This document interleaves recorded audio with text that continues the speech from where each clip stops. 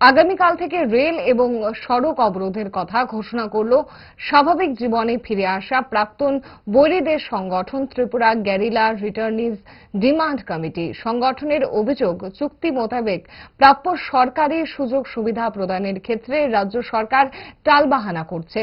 বৈঠকের আমন্ত্রণ জানিয়ে উধাও রাজ্যের জনজাতি কল্যাণ মন্ত্রী থেকে সংশ্লিষ্ট দপ্তরের অধিকর্তা।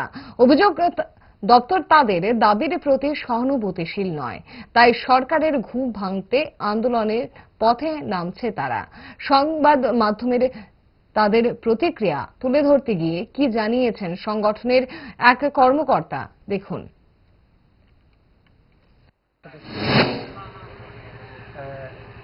20 তারিখে আসাম আগরতলা জাতীয় সড়ক এবং রেল সহ পথ অবরোধ করতে যাচ্ছি, কিন্তু আজকে ডিরেক্টর অফিসে এসে উনি নিজেও উপস্থিত ছিলেন না এবং মন্ত্রীও উপস্থিত নেই।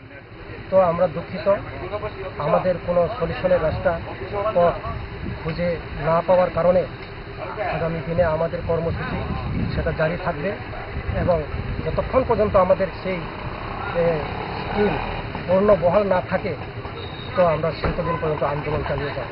কার তরফ থেকে আপনাদের আজকে ডাকা? জনজাতি কল্যাণ দপ্তরের ডিরেক্টর অফিস থেকে আমাদেরকে মেসেজ দেওয়া হয়। উনি আপনাদের ডাকানোর পরও উনি উপস্থিত নেই, কি কারণ সেটা তো আমরা বলতে পারবো না। উনি কি কারণে উপস্থিত ছিলেন না সেটা আমরা বলতে পারবো না।